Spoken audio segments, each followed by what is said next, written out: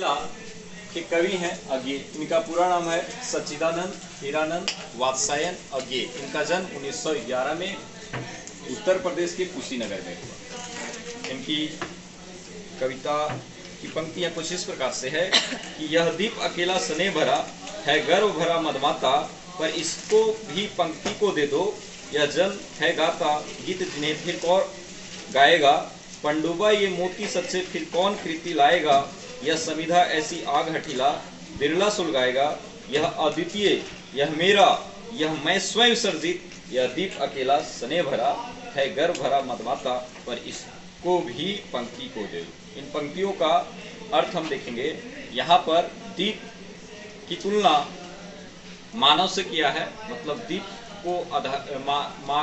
को आधार बनाकर मानव की बात को बता रहा है कि जिस प्रकार से एक दीप अकेला भी प्रज्वलित होता है, अपने में मदमाता है, मस्ती में झूमता है, मस्ती में उजाला फैलाता है, लेकिन वो उतना प्रखर ज्योति नहीं फैला पाता है, उतनी रोशनी नहीं कर पाता है। अकेला कभी भी वो बुझने का डर होता है। उसी प्रकार से मानव भी अकेले समाज में अकेला रहकर पूर्णतः विकसित नहीं कर सकता है खुद को। अगर उसका योगदान समाज में मिल जाए, एक मानव का योगदान समाज के साथ जुड़ जाए, तो अपना तो योगदान और विकास होता ही है, पूरे समाज का भी विकास होता है। तो इन पंक्तियों के माध्यम से यह दीप अकेला स्नेह भरा, मतलब दीपक जो है वो अपने आप में मस्त है, जिसकी रोशनी फैला रहा है, गर्व भरा है और मदमाता है, मस्ती में झूम रहा है, पर इस दीपक के योगदान को पूरे एक अकेला दीपक को पूरे दीपकों के बीच रखने का बात कहा जा रहा है, पर इसको भी पंक्ति को दे दो, मतलब पूरे दीपक के कतार में लगा दो, तो जिससे क्या होगा, दीपक बुझने का डर खत्म हो जाएगा। उसी प्रकार से एक मानव को समाज से जोड़ने की बात कर रहा है कि एक मानव के योगदान को किससे जोड़ दिया जाए, समाज से जोड़ दिया जाए। कैसे? यह जन है गाता गीत जिन्हें फिर और कौन गाएगा। जो व्यक्ति गीत गाता है, मतलब किसी प्रकार का उसमें क्षमता है, यह जन है गाता गीत जिन्हें फिर और कौन गाएगा, मतलब प्रत्येक व्यक्ति के पास अलग अलग टैलेंट है, क्षमता है, तो उस काम को वही व्यक्ति बढ़िया से कर सकता है। इसलिए कह रहा है यह जन है गाता गीत जिन्हें फिर और कौन गाएगा। वो गीत जो व्यक्ति गाने का क्षमता है, उस कार्य को करने का जो क्षमता है, वो दूसरा और कौन करेगा।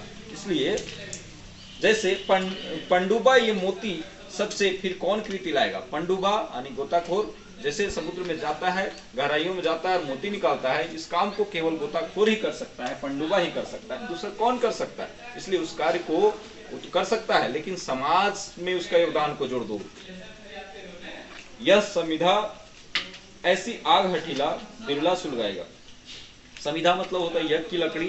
जैसे यज्ञ की लकड़ी खुद जलकर पूरे वातावरण को सुगंधित और पूरे समाज को वैभव, उन्नति, विकास लाने का काम करता है, खुद जलकर शांति लाने का काम करता है पूरे वातावरण में, ठीक उसी प्रकार से उस व्यक्ति का योगदान जो पूरे वातावरण को बढ़िया करने का, बढ़िया बनाने का, पूरे समाज को विकसित करने का काम करेगा, ऐसा फिर और कौन व्यक्ति मिलेगा। किसी के पास क्षमता होता है जो समाज में परिवर्तन लाता है, शांति लाता है, तो अलग लोगों के पास अलग टैलेंट होता है। तो यही कवि जी कह रहे हैं कि ऐसा कौन काम कर पाएगा जो पूरे समाज में खुद जलकर, आग लगाकर, ठठीला बिरला सुलगाएगा, सुलगाएगा मतलब आग जिसको, ये काम कौन कर पाएगा।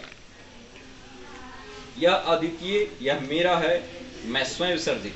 यह भावना कवि का है कि खत्म करने का, यह अद्वितीय मतलब ये अद्वितीय है, इसके जैसा दूसरा कोई नहीं है। और इसने क्या किया है कि अपने योगदान को समाज से जोड़ दिया है, मेरा से जोड़ दिया है, ना कि मैं से। अगर मैं से रखता, यह द्वितीय आदमी है जिसके जैसा दूसरा कोई नहीं है, अगर ये अपने योगदान को मैं में रखता तो समाज का विकास नहीं होता। लेकिन इसने अपने योगदान को मेरा कर दिया है, जिससे समाज से जोड़ दिया है, और मैं वाले भाव को विसर्जित कर दिया है। विसर्जित मतलब त्याग कर दिया है। यह दीप अकेला स्नेह भरा, गर्व भरा मदमाता, इसको भी पंक्ति को दे दो। आगे के पंक्ति में है, यह मधु है स्वयं काल की मौन का युग संचय। यह मधु है यानी मधु यानी मिठास, शहद। जिस प्रकार से मधु मिठास होता है और उसे संचय करने में, जमा करने में काफी मेहनत करना पड़ता है मधुमक्खियों को, यानी मिठास समाज में लाने के लिए काफी ज्यादा लोगों को, एक लोग के नहीं बल्कि सभी लोगों, जिस प्रकार मधुमक्खी, एक मधुमक्खी अकेले शहद नहीं जमा कर लेगा, है ना, पूरा लोग, पूरा संगठन उसका जब कार्य करेगा तभी हो पाएगा उस तरह की मिठास उत्पन्न। इसी प्रकार पूरे समाज के लोग मिल के जब प्रयत्न करेंगे तो बहुत लंबे समय के बाद, बहुत मेहनत के बाद वो समाज में मिठास, खुशहाली आ पाएगा। यह गोरस जीवन कामधेनु का अमृत उत्पय, और यह दूध जो गाय की है वो मतलब जो कुछ भी जमा होगा वो अमृत के समान लगेगा। समाज में सब लोग योगदान देंगे तो वो अमृत की तरह हो जाएगा।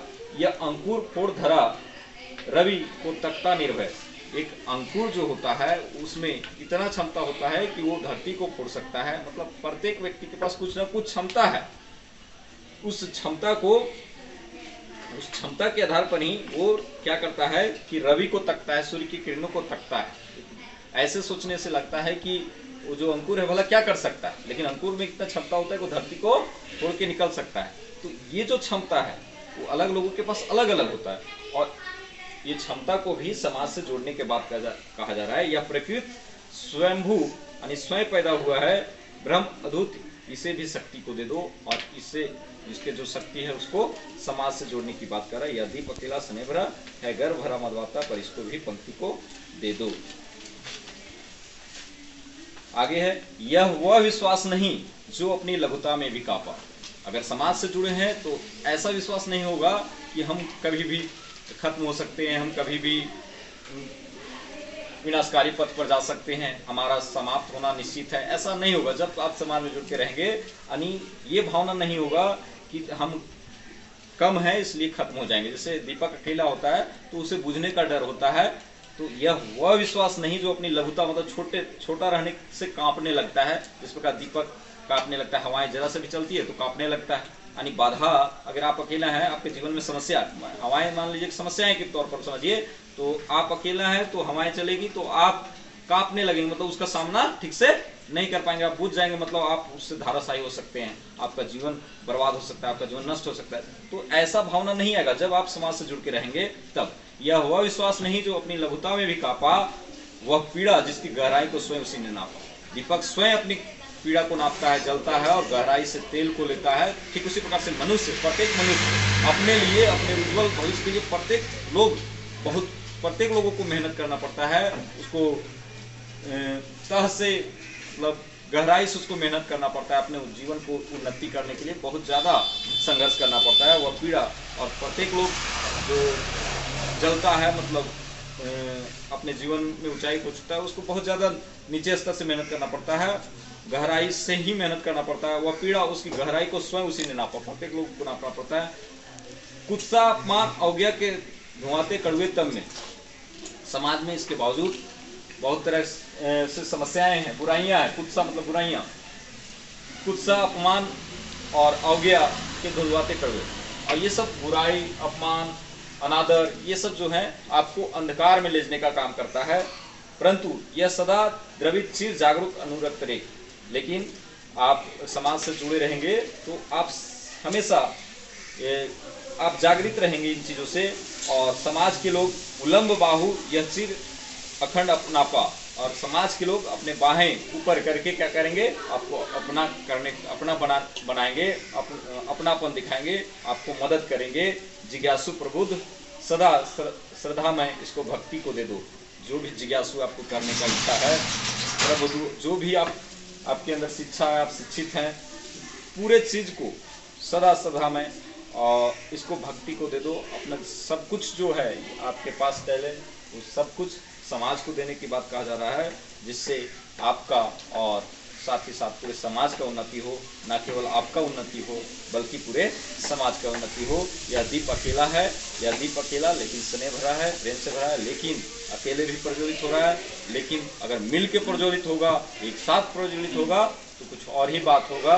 तो इसलिए अपने योगदान को किसके योगदान साथ मिला देना है, पूरे समाज के योगदान के साथ। कहने का मतलब है आपका जो कुछ भी करते हैं तो इस दृष्टिकोण से भी सोच रखिए कि समाज का भी उन्नति हो, ये भी सोच के करना है। ऐसा नहीं कि समाज है भाड़ में, हमारा तो बेनिफिट हो रहा है ना, है ना, ये सोच नहीं रखना है। अपना काम बनता, भाड़ में जाए जनता, ये सोच नहीं रखना है। कहीं ना कहीं इस भाव का विरोध किया गया है। ठीक है।